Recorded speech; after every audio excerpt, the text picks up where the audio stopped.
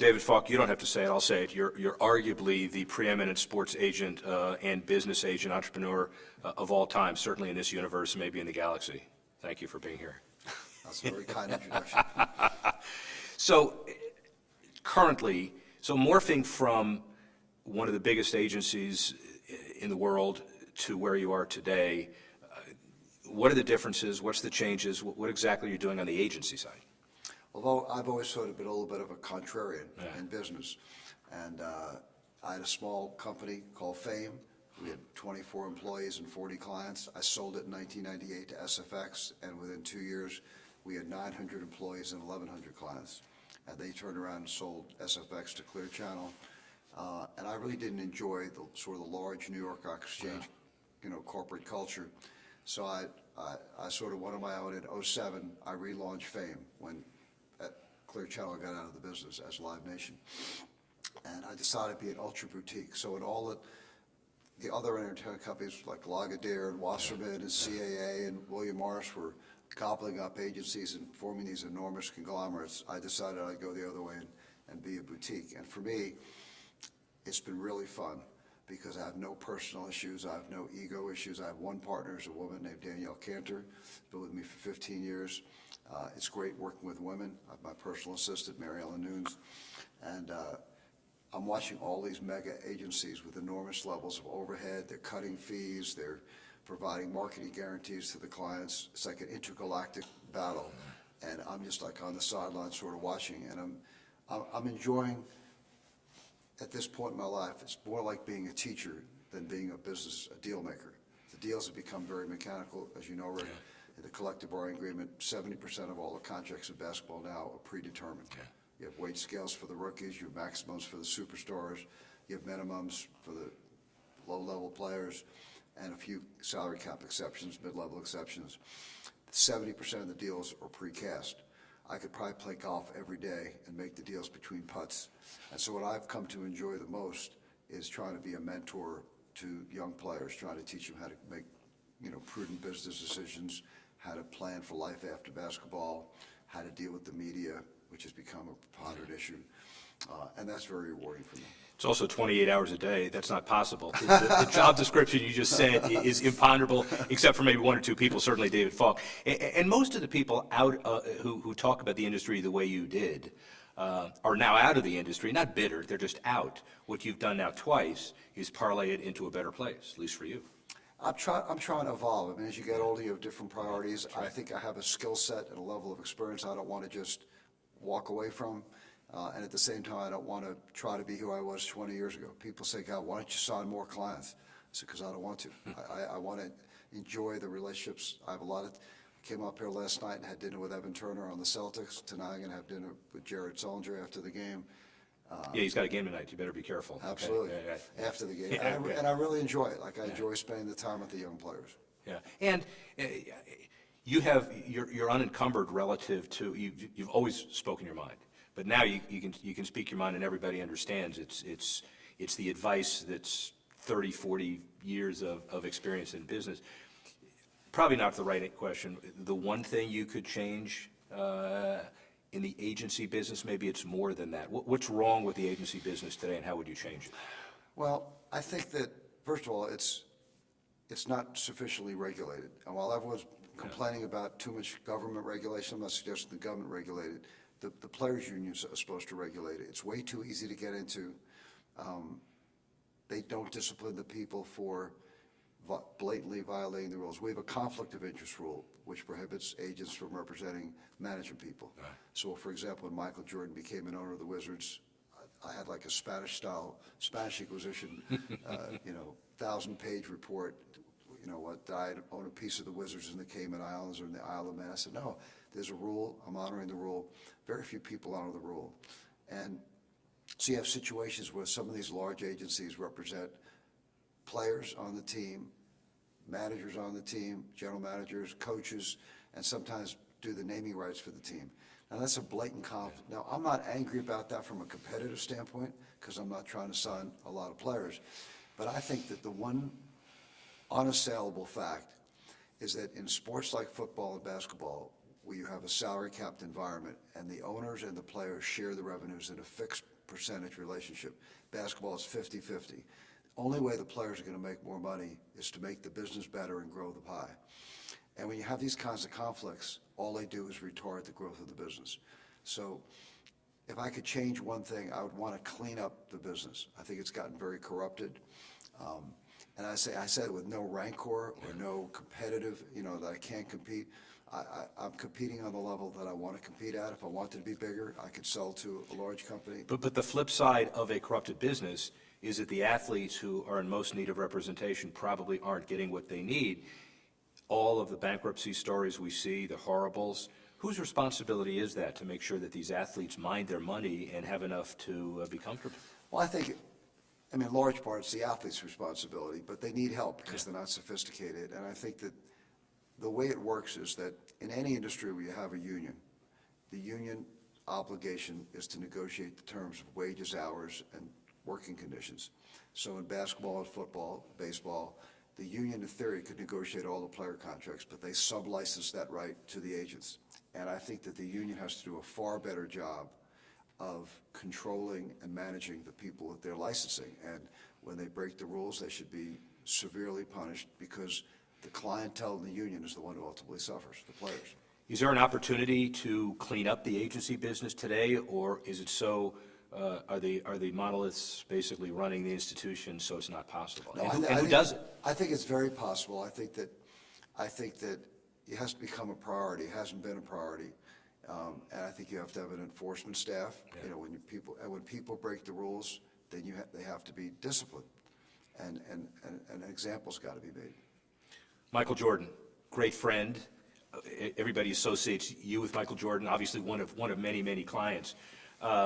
Good owner. How's he evolved? What was it like to work with him and be a friend? Well, Michael's a very astute businessman, and he hasn't enjoyed the level of success as an owner that I think he'd like to. I think he inherited a difficult situation when he first bought the team from Bob Johnson, who is himself a tremendously successful businessman, but wasn't very popular in North Carolina. The team's a playoff team. They're the 6th seed right now, which is terrific. It's hard in the small markets, I think, to compete economically with the larger markets. But he bought the team for a very small sum, and it's worth $1 billion. So I think you could say he's done quite well as an owner in Charlotte. You could probably be viewed, you're viewed as a lot of things, but you could probably be viewed as the author of a sustaining brand of excellence that may transcend the retirement of a particular basketball player. It's not just Michael, but the idea of developing an image of a celebrity that is able to transcend. Easy to do? Did you read a textbook? I mean, how did that evolve? That's a great question, Rick. I never took a course in marketing. Never thought when I was in law school that I'd be making movies or doing licensing. And it's something I think I have a creative side I really enjoy. And I think because the first 10 years of my career when I was at ProServe, while I was doing basketball and football, I also was like the junior agent for people like Arthur Ashe and Stan Smith. I was the lead agent for Gene Mayer, who's the 4th-ranked player in the world. And when you watch the tennis players and the golfers who have their own line of shoes, apparel, golf clubs, and you say, like, why can't a superstar athlete like a Michael Jordan, a Magic Johnson, a Tom Brady, a Peyton Manning, why are they different? And so with Michael, who set the stage on the Olympics in Los Angeles in 1984 and then came into the NBA, I would say we try to do that, but we had some ideas about how to separate him out. He was just not another Chicago Bull. He was the Chicago Bull. And the team, early days, used to call Michael the Jordanaires because they were very fungible guys around. Did you create that name? I didn't. Yeah, that sounds like a Falkism. It really does. Yeah.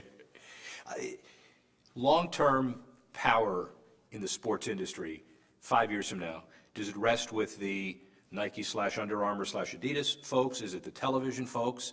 Is it some of the big corporate guys? Used to be agents, not as much now, or maybe. Where does it rest? I mean, I think those are all buckets of power, if you will. They're all tranches of power. I think, obviously, media drives professional sports. Yeah. The fact that the basketball salaries are going to double over about a 3 or 4 period because of the influx of new television money. clearly the shoe companies, Nike's been a 21st century success story. There are very few companies in America that have been as successful as Nike since the early 70s. It's an $85 billion company. The Jordan brand alone is over $3 billion, which is incredible. I mean, in 1984, when we signed Michael, Nike's goal was to sell $3 million worth of product by 1988. And for year one, they sold 130 million. So it's been phenomenally successful. But I think that the large consumer products companies like the Gatorades and the McDonald's and that support professional sports have wielded an enormous level of power. Anheuser-Busch, clearly, the media companies, ESPN, another tremendous success story. ABC, the family wields tremendous power. I don't think agents have a high level of power. I think certainly not as much as perhaps they think they do. Since you phased down, it's a direct relationship to since you phased down, right? Yeah, I mean, the competition is so it's. I think that the rules have homogenized the importance of agents, and I'm not sure that is unintentional. I'm not sure the unions haven't done that unintentionally, and I think that's why it's become corrupted. I think when you take a product and you make it difficult to differentiate it from other products, almost like soap, and everyone's selling basically the same thing. I think the only way most of the agents could differentiate themselves today is by the inducements they offer the players. They get to hire their brothers and sisters or their parents. They're going to lower the fees. Are they going to pay the money, guarantee the levels of marketing? And that they're almost driving themselves out of business. That's why when I sit back and watch, and I respect most of these large companies, they're tremendous, successful companies, but I just think the overhead is so enormous and fragile that if they reduce, like in football, for example, if the union reduces the fees from 3 to 2, it's a 33% reduction. I don't know how some of these companies are going to survive. And that's the margins. David Falk, the businessman, incredibly successful. What's the one trait that has helped you reach that success? Consensus building, bird doggedness, tenacity, outthinking people. What's the one? You know, I think I've always had a good ability to sort of forecast where the market's going. Yeah. You know, as a lawyer, you're trained to look at the past, at precedent, to understand what's going And to you're happen. not necessarily trained to be a good business person. I mean, that's one of the problems. Absolutely. Yeah, right. But I think that I've always had a good, maybe a stubbornness that I didn't want to rely on other people and say, hey, these are what these people are doing, that's what I want to do. I wanted to chart my own course. I always thought I had a good ability to forecast where the business was going 5 or 6 years out, whether it was free agency or branding, you know, of team sport athletes. And we had the clients that enabled me to execute them. Finally, David Falk, academician, you've been tremendously philanthropic at George Washington University and at Syracuse. Talk about it. So my mom was a teacher. My mom, Pearl Falk, graduated college, Hunter College at age 19 at a time when most women didn't go to college. She got 2 master's degrees, and she was an interpreter during World War II for Nelson Rockefeller here in Washington, D.C.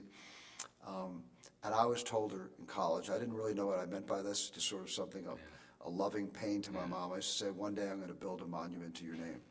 And so she passed in 1988, and in 1998, on the 10th anniversary of her passing, I created my first scholarship in her name at Syracuse for a foreign language student from Washington, D.C.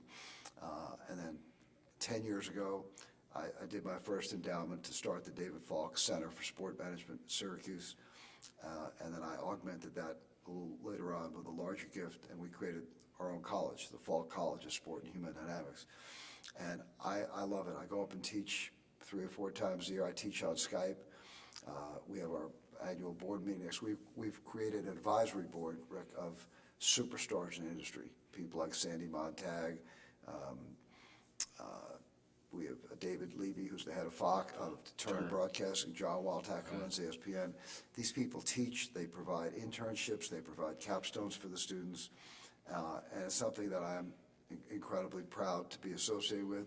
Brandon Steiner, I go on a list of who's who in the sports world, and they're all really committed, you know, to the university, to the program. They give their time, you know, which is incredible.